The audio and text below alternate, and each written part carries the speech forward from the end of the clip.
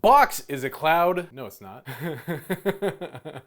In today's video, we're going to take a quick look at Box, a highly requested cloud storage company, and compare it especially against companies like Dropbox.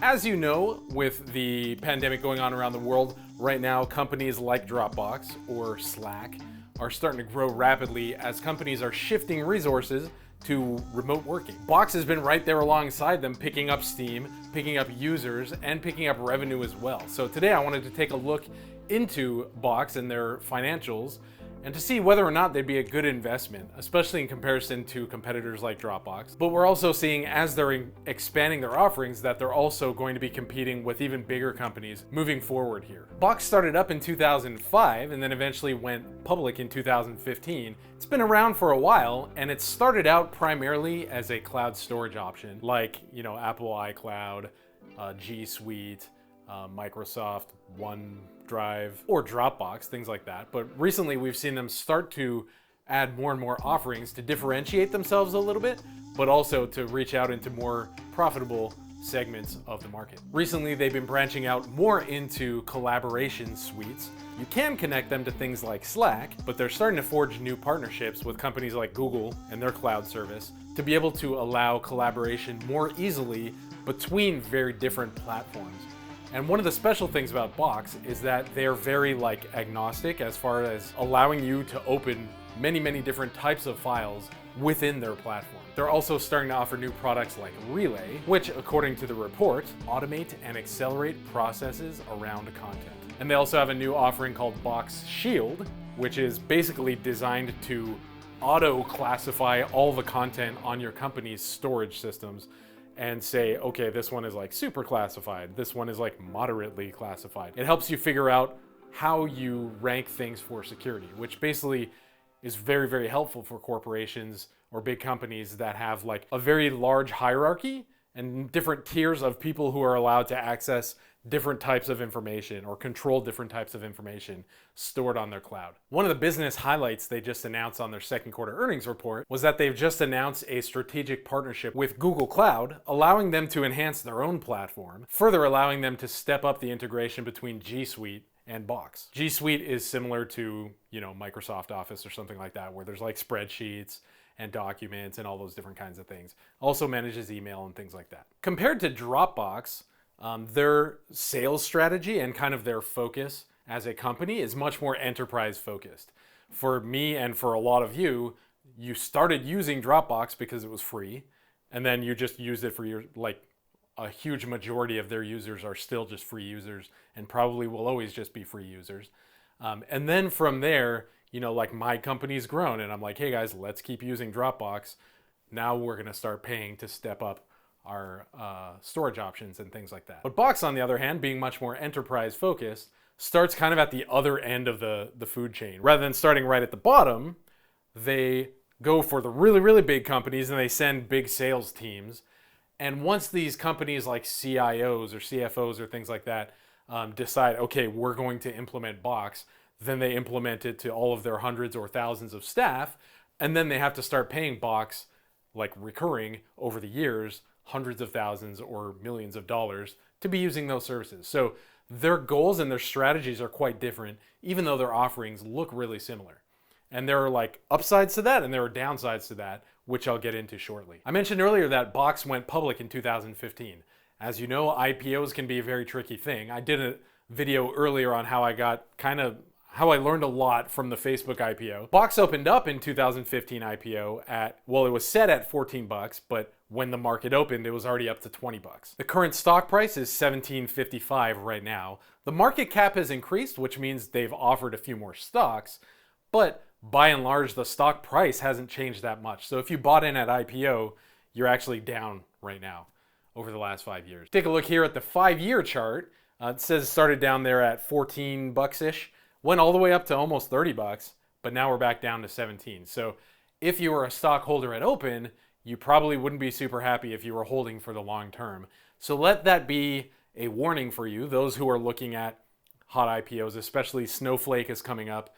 Just be aware that the hype can put a value on the stock that doesn't actually pay off for many, many years. That being said, the market cap has grown from about 1.5 billion up to about 2.7 billion. So that means they're just making a bunch more stocks over the years, and that's why the stock price doesn't go up. As far as users go, they're much smaller than Dropbox. Dropbox has 600 million users, whereas Box only has 70 million. But if we add in paying users as a ratio of total users, Box has 13 million paying users, and Dropbox has 14 million paying users. So as far as a percentage goes of number of users paying, it ends up being much more favorable on Box's scorecard, I think. So I have done a review on the Dropbox stock, check it out up here. But one of the things I mentioned that was really tricky about cloud-based storage companies is that basically storage is becoming commoditized. And so think of it like a banana. If you go to the supermarket and you see 5 different brands of banana, you're not likely to pay like double or triple the price for a certain type of banana, even if it does have like crazy features or super organic or something like that. Basically, a banana is a banana is a banana as long as they're not rotten. When looking at cloud storage options, generally it's going to be like 5 gigabytes for free. And then if you want more than that, then you have to pay like $1 a month or $3 a month or something like that. So one of the tricky things is that you need to, if you're a cloud storage company, is that you need to start offering different kinds of things that'll be like, hey, we're providing value. Please start paying us like $1 a month, or $100 a month if you're a small company, things like that. So in Box's attempt to switch to offering more value to bring in more payment, they're starting to offer content collaboration as well as enterprise content management, or ECM, as more and more companies are shifting to the cloud. These kinds of steps are exciting, but they also bring with them the potential to be stepping into a much bigger stadium with much bigger players. I mentioned earlier in the Dropbox video that one of the big concerns that I had was that they seemed to be having trouble converting people from free to paying customers. For years, I personally was using it for free, and even at my small business, we were using it for free. In the recent years, we've switched over to paying, and now we're using more of the features and learning more about them. But the vast majority of the users, I think it's something like 91% of the users, don't pay. And actually, a huge number of those users are even small businesses that are not paying. So Dropbox maybe kind of have set themselves up in a position where it's like the offerings are really good and everybody loves them, but if they start requiring people to pay, then people might just bounce. So it seems really tricky. So it seems like Box's alternative method of starting at the big companies and just aiming for those really high profit ones and then maybe trickling down might yield them very different outcomes, especially once user numbers become more similar after Box starts to grow, another 10x or so. Speaking of targeting the really large companies, over 70% of Fortune 500 companies are already using Box, and 60% of their revenues come from companies that have 1,000 plus employees.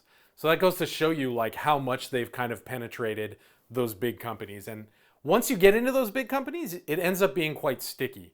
And this will go into the moat discussion later on in the video, but basically, once a company spends a lot of time and energy setting up all their computers, training all their people to learn how to use these collaboration tools and storage options, as well as increasingly, security things and analysis things that they're starting to offer, switching out of those systems and switching to a new company like Microsoft Office or Microsoft Teams or things like that ends up being very costly and time consuming. And, it's a lot of work for the IT teams and training and all that stuff. So that gives them like a little bit of a moat that makes their customers, especially really large companies, extremely sticky and most likely very loyal. So this leads us into the topic of churn, which is basically like, if you can get somebody in, how many of them leave after a period of time. So Box's churn rate is like exceptionally low. It's from 2 to 4%, probably on the lower end with those big Fortune 500 companies, and probably up towards 4%, which is still really low for individual users or smaller companies. So this is really, really good to see, but it's also one of those things where when you see how much money they're spending on their sales teams to be locking down these big contracts, it's like your churn better be really low when you're spending that much money. That's one of the really big weaknesses I think Box has, which we'll get to in a minute as well. Let's take a look at some of the figures and start putting some numbers to a bunch of these facts that I've been mentioning. For the 6 months ended July 31st, 2020, so this is not just one quarter, this is 2 quarters, Box's revenues increased 12% up to 376 million. their net loss decreased 55% to 33.2 million. So they're saying revenues are up and our losses are smaller. So it's kind of like, wait, is that good or bad? Basically, if you're losing less money, that's good.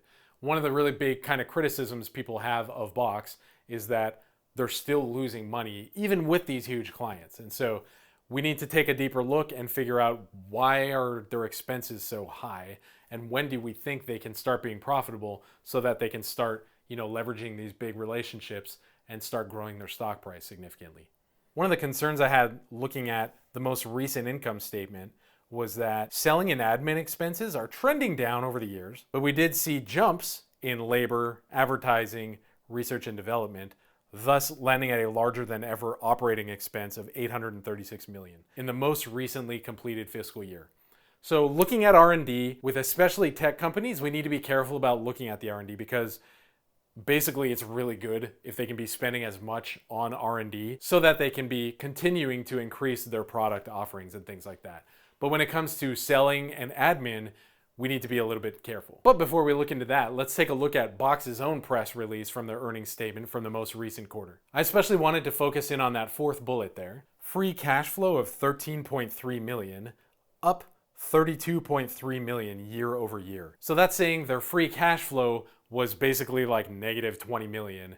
Now it's up 30 million, up to about positive 10 million. That's a really good sign of growth, and they can use that to start, transitioning out their debt and things like that. But in a second here, I wanted to share some other figures with you. But before I mention that, I also wanted to mention that their leadership expect their non-GAAP operating margins to go up to about 12 or 13% of revenue, which is a big jump over a year ago when they were only at 1%. So that's saying basically, out of all of the money we're getting, rather than keeping 1% of it as profit, our profit rate's gonna go up to 12 or 13%. And remember, that's non-GAAP, which means, they can be a little bit creative, a little bit flexible with the way they use their numbers, not like the legally accepted way of doing things. And so we need to take that with a grain of salt, but that shows that they're kind of, looking positive going forward here. Let's look at some other numbers here. Second quarter revenue, 192 million, up 11% year over year. Billings were 188 million, up 9% year over year. This quarter, GAAP gross profit was 137 million, or 71% of revenue, compared to last year, the same quarter, 119 million, or 69% of revenue a year ago. And that basically means their gross profit is up a couple of percent. The GAAP operating loss was 7.5 million, or 4% of revenue, versus 36.3 million, or 21% of revenue a year ago. So they're saying their GAAP operating loss has gotten a lot smaller and also become a much smaller percentage of their overall revenues. GAAP net loss per share is now only 5 cents versus 25 cents a year ago. Looking forward into the third quarter, management is accepting a non-GAAP diluted net income per share between 13 and 15 cents. So we're seeing a lot of these numbers kind of going in the right way, but we're still not seeing like a solid, lasting, like long-term profitability where they're kind of like, ready to go. They're set. They're just going to keep offering this product and keep going forward.